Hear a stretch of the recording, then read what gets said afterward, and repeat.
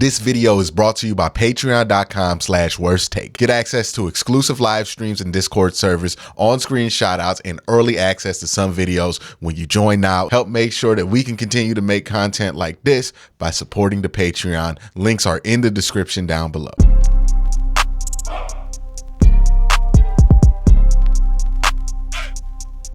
Yeah, man, the AFC North has been impossible this year. Like, you look at this stuff and I think we don't realize, but like the AFC North still has a chance to do something that we've been talking about the AFC North doing for a long time, but we've been so good all year that we're not even thinking about it. But the AFC North has the chance to have all four of its teams finish above 500.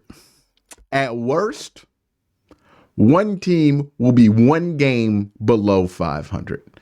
And this is a year that I find it interesting the AFC North finally did this, because we've been talking about the AFC North. Oh, we're gonna put 3 teams in. We're going to put 4 teams in. We're going to all be above 500. We finally do it the year that, like, injuries are just massive within the division. Like, you look at the Ravens, they got hurt a ton at the beginning of the year. The Browns, it doesn't even need to be explained, the most injured team per salary cap in the NFL. Pittsburgh even went through a good amount of injuries for them. And in Cincinnati, losing Joe Burrow. So as good as this division has been this year, the crazy part is there's reason to believe it's probably, and more than likely, should be better next year, because even if you think Lamar Jackson's going to have a regression or something like that, okay, like I think I think the Bengals getting Joe Burrow back for a full season probably makes up for whatever you lose there. If you think the Browns are going to regress a couple of games, okay, well, maybe Pittsburgh finds a quarterback and then that becomes a real problem. Like, more than likely, we're talking about this division being even stronger next year, which is insane, because usually this is the peak of a division's powers, not necessarily a preview to the summit. So what I'm here to talk about today, I have had people from around the North on. I want to talk about all of the AFC North teams, talk about what the future outlook is for all of these AFC North teams, and talk about where the Browns fit in with that. So let's start with the Cincinnati Bengals. When I look at the Cincinnati Bengals, I see a team that has a lot of promise, but also a team that has some real problems. And that makes it hard for me to put my finger on them, right? Because on one hand, they're going to have Jamar Chase. They're going to have Joe Burrow. I like some of their young corners. I like some of their linebackers. I like their defensive line. They should be a good team. But on the other hand, they have some defensive issues that have been popping up all season that I think are the real problem that Cincinnati should be kind of concerned about. The reason I think this is when we look at the Cincinnati Bengals from a 10,000-foot view, I think we get the wrong picture of them. We hear about Joe Burrow, we hear about these 3 wide receivers that the Bengals have, and we tend to think that that's how they win football games. And while Joe Burrow and those wide receivers are a huge part of what Cincinnati does, the true engine, in my opinion, the bread and butter of Cincinnati, like when Cincinnati is at its best, is when their defense is playing well. And if you look back the 2 back-to-back conference championship years, they had defenses performing in the top 10 level of the NFL. That has not been the case this year, and that should really be the concern, because that defense playing at that level like they have the last few years has allowed there to be a certain margin of error on offense. You know, you can get away from running the ball when your defense is that good. You can get away with not having the highest scoring percentage in the world. You can get away with all of these things because the defense doesn't ask you to get in a shootout very often. It just asks you to make some plays here and there, and Joe Burrow is more than capable of doing that. So if that defense starts to falter or regress in any significant way, I think that's going to have an effect on the Bengals team, and a very serious effect on the Bengals team. Now, another thing that people will point out with the Bengals is the offensive line issues. And I've always been somebody to say this. I said this even before Joe Burrow got drafted. When I watch Joe Burrow and I watch Deshaun Watson specifically when he's in Houston, I see very similar quarterbacks. You know, Deshaun's a little bit better of an athlete, but I think Joe's a more consistently accurate quarterback from the pocket. Well, not even from the pocket. Joe don't throw that much from the pocket, but he's more consistently accurate throwing the football. But those slight differences aside, it's the same DNA, right? Those two players have the same DNA. And it's no surprise that both of those players have taken a ton of hits or are infamous for taking a ton of hits and also taking a ton of sacks. And what should be concerning is if you're a Bengals fan and you're being honest to yourself, and you do see those similarities in play style and philosophy. I'm not saying that Deshaun Watson right now is Joe Burrow. That's not at all what I'm saying. But when you look at the play style and the philosophy that they both have, they're similar. And you see how Deshaun Watson's body is showing signs of breaking down. Now, I don't know if his body's breaking down. He might just had a couple bad luck injuries. He might be fine. But at 28, 29, Browns fans are very concerned that his body is starting to break down, taking too much hits.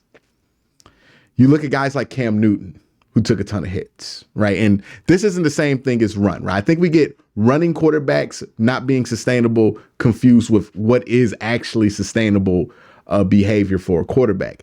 It's not if you run. That's never mattered as much as people make it seem. You can run and not get hit. It's not even getting hit when you run. It's who's hitting you when you run. I want you guys to go and watch Lamar Jackson and count how many times somebody in a 90 jersey gets to get a good lick on Lamar. It's almost never. Now I want you to watch some Deshaun Watson, some Joe Burrow, and then ask yourself, how many times does somebody in a 90 jersey get a good clean lick on Joe Burrow or Deshaun Watson? And the answer is very often, right? It's not just that you're getting hit. It's not just that you're running. It's who's hitting you. Linebackers and defensive tackles and edge rushers. That's who's hitting Joe Burrow. And other quarterbacks I have seen get hit by those guys, right? Cam got hit by defensive linemen. Carson Wentz, a similar thing, right? Because what gets you hit by defensive linemen isn't necessarily scrambling as much as it is holding on to the football away from your line of scrimmage, outside the pocket, but behind the line of scrimmage, right? Like when you're in that position, you're very vulnerable. And I don't know if the Bengals' issues are O-line or if Joe Burrow just takes a lot of hits. And again, you've seen this with Carson Wentz. You've seen this with Cam Newton. You've seen this with plenty of guys. And most of those guys didn't really play that well after they turned 29 or 30. Got to make an adjustment. Andrew Luck's another one. Took a ton of hits. People blamed it on the offensive line, but it was partly Andrew's play style. Took a ton of hits by the big fellas. And that's the thing that guys like Joe Burrow and Deshaun Watson have to figure out this year with that play style, with that mentality. How do I make sure I'm only getting hit by defensive backs? Because if they continue to take this amount of hits, weird stuff's always going to break down in their body. Like, it's no coincidence that Joe's wrist goes out, right? Because his body's been through so much punishment, random shit's breaking. You beat your body enough, you will just start breaking down like an old Buick. None of your injuries even make sense, right? Like if you take enough hits, or if you bit around somebody who's boxed or took a bunch of hits in football, you'll notice, man, sometimes they'll walk and then out of nowhere their hamstring is tore because their body just be broken. And the way Joe Burrow plays, the way Deshaun Watson plays, and we'll get to Deshaun in a minute, It kind of feels like that. And that's, I think, where the Bengals need to go. They need to convince Joe to make a small adjustment to his play style. It's been done before, but the Bengals can't live with him playing like that, simply because he won't survive. Well, not survive. That's dramatic, but his career won't hit the peaks that it needs to hit if he continues playing like that. The window won't be open as long. And also, when you take less sacks, you play more effective football. I don't care what Joe Burrow thinks about sacks. Like, you take less sacks, you play more effective football. He takes too many. So that's where I'm at with the Bengals. I think they just need to make a few adjustments, especially on the defensive side of the ball. And then they need to kind of convince Joe that it's time to make a slight change. And look, when we get to the Cleveland Browns, we're going to talk all about that with Deshaun. Pittsburgh is another interesting team. Mason Rudolph, in my opinion, just exposes how bad the QB play has been for Pittsburgh all season. Because I don't think Mason Rudolph is good. I don't even think Mason Rudolph is decent. But what I do think Mason Rudolph is he's on fire, right? He's having a hot streak. And what we're seeing with the Pittsburgh Steelers is when you have just decent quarterback play, the offense looks completely different.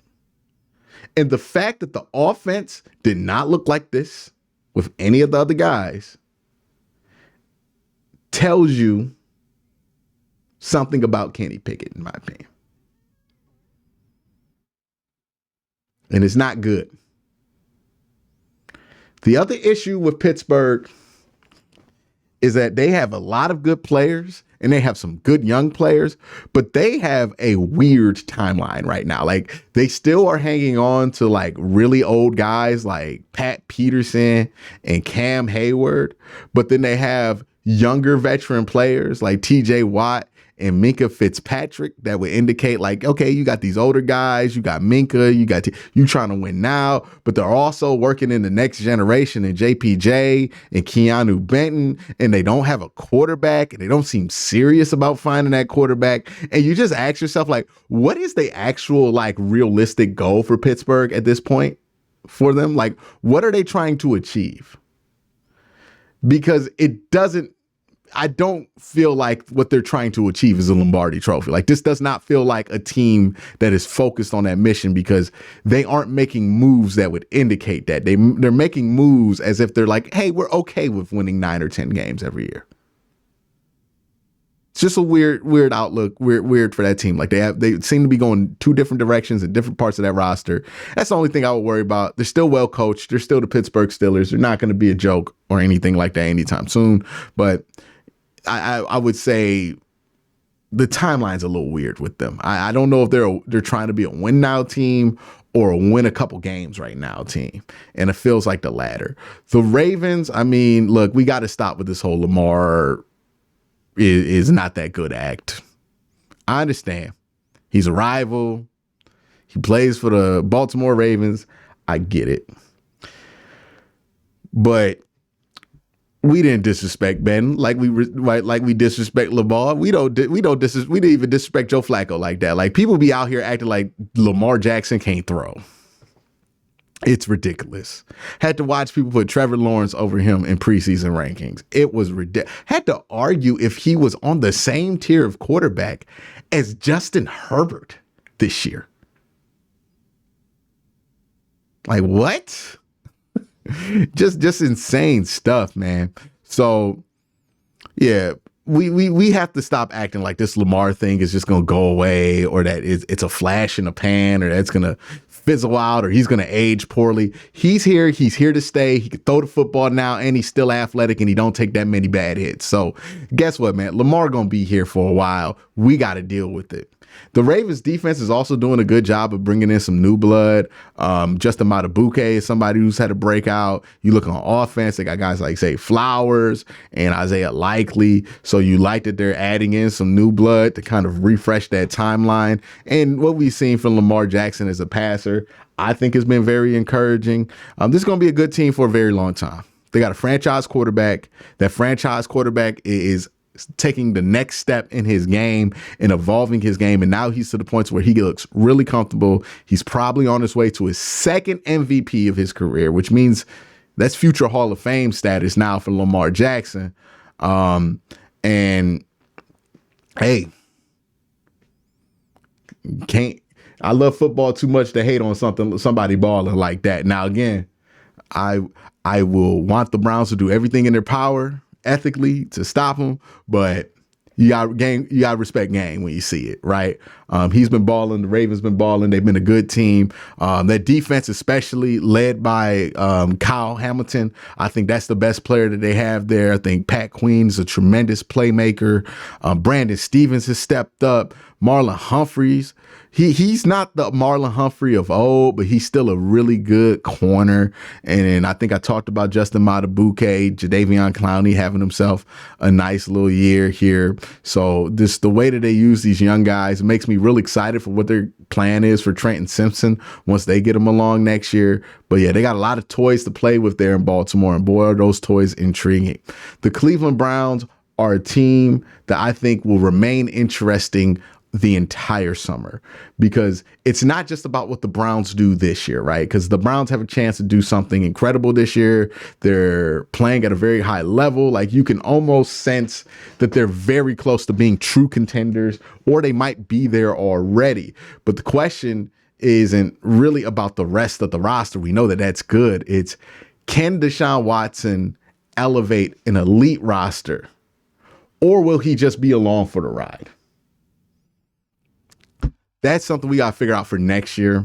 For the rest of this year, it's just about Joe Flacco getting the most out of him. But yeah, you want to, like, on a similar vein, right?